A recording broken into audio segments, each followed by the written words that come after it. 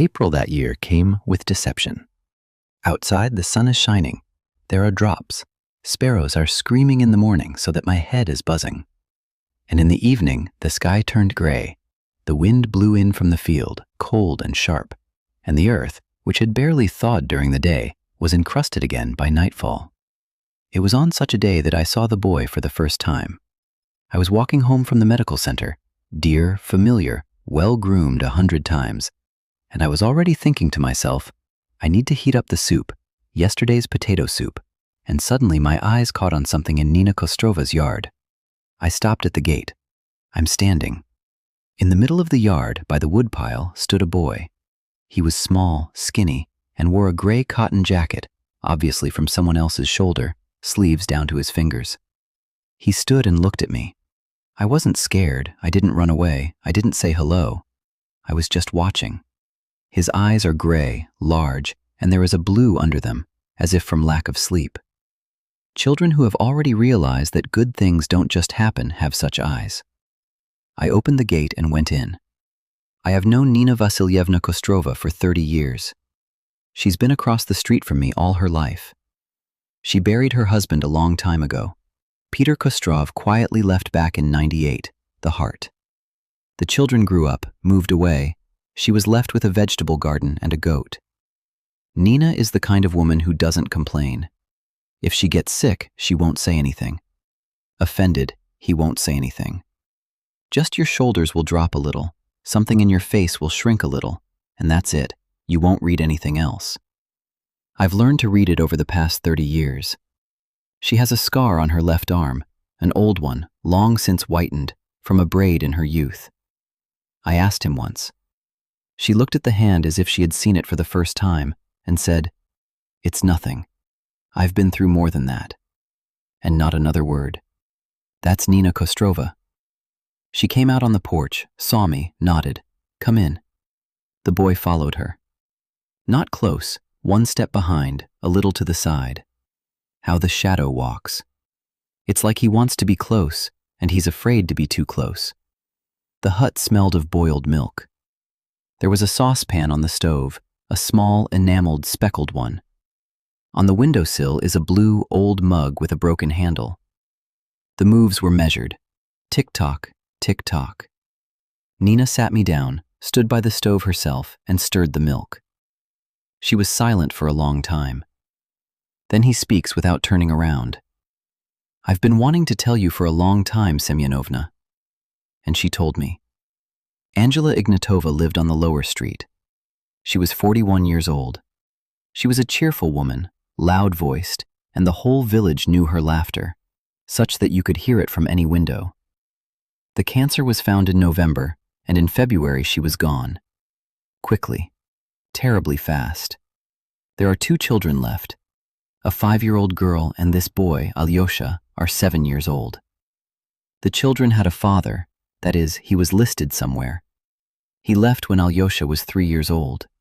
He never showed up, didn't send a penny, as if he hadn't been there at all. The paternal grandmother took the girl and said, "I can't take 2, she's old." Alyosha turned out to be a draw. Nina was talking, and I was looking at the boy. He was sitting on the edge of the bench, straight, with his hands folded in his lap, as if in class. He didn't turn around, he didn't fidget. He was looking somewhere in the corner, where it was getting dark behind the stove. His hands are small, red, and dotted. The nails are bitten off. "I took it, Semyonovna," Nina said.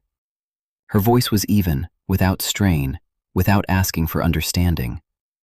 "I'm applying for custody. A lawyer in the area helps." I paused. "Nina, have you thought? You're in your late 60s. 58, she corrected.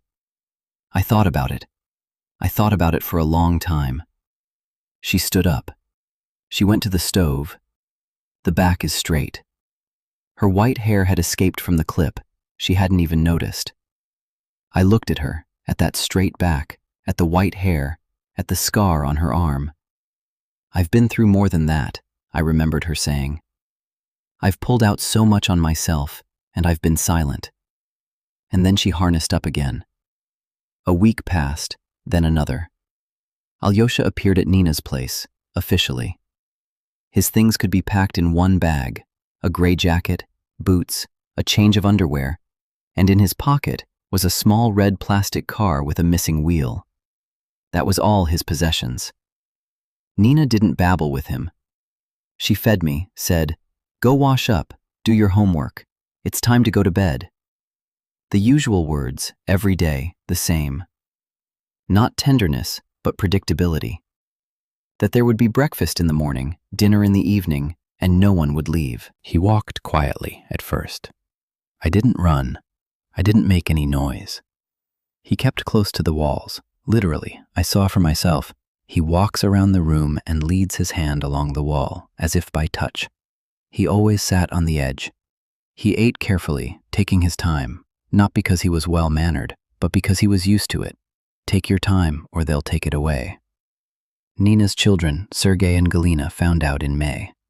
I don't know how she told them. She must have called. Nina is the kind of person who doesn't hide. He'll say it bluntly and let them think further. We arrived on Saturday. I saw from the window how a car drove into Nina's yard. A silver, urban, clean car that hadn't reached the village mud yet. Sergei came out first, broad-shouldered, heavy, with his jacket open, even though it was a cool morning. Behind him is Galina, in high-heeled boots, in a coat with fur on the collar, in high heels on the village road. I couldn't help but stare. I was weeding at my fence. I heard, at first the voices were even, then Sergei's voice went up. It was so harsh, demanding. Galina's quieter, more insinuating, but persistent. I know such voices. A quiet voice is sometimes scarier than a scream. Alyosha went out onto the porch and sat down on the step. He wrapped his arms around his knees. I was looking at the vegetable garden. I looked away, continuing to weed. It wasn't until evening at dusk that I heard Nina through the open windows across the street. "Mom, do you even understand what you're doing? This is someone else's child. Where are you, and where is he?" The words are harsh, hard words, and silence. It's so long that you can only hear the footsteps behind it.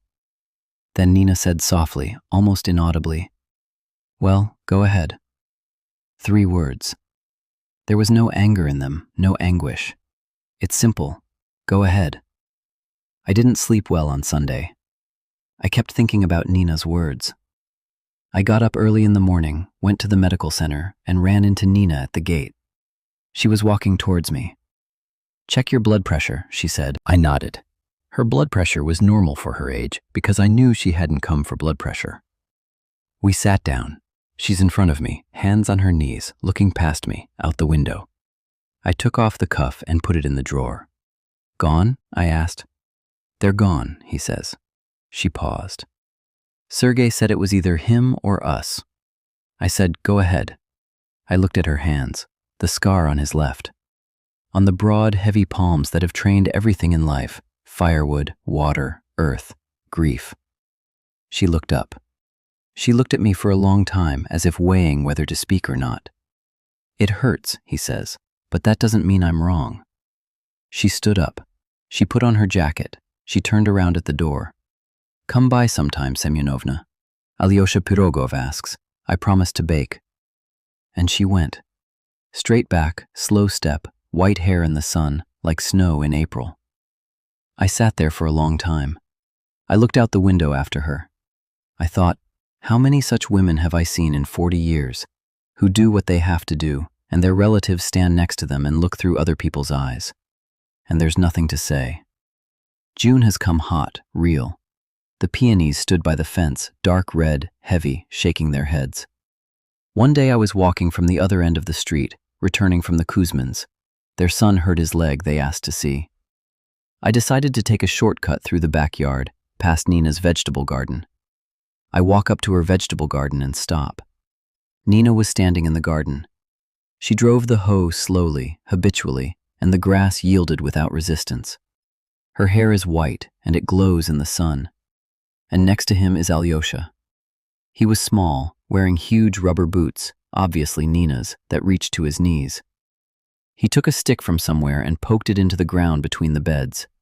Seriously so. He frowned. Helps. Nina said something to him. He raised his head. She pointed with her hand. Here, not there. He nodded. And again, with a stick in the ground. I was standing by the fence, not moving. They did not notice me. It smelled of heated earth and young tops, and there was a smell of hay from behind the forest. They were probably already mowing there. Somewhere far away, a tractor hummed. The Kuzmin's cock crowed, at the wrong time, in the middle of the day, and fell silent. I stood a little longer and walked on. I thought, there are no other people's children. No. In 40 years of work, I've never met him. I'm telling you that for sure, my dears. Have you ever had such a thing happen when a stranger turned out to be closer than your own?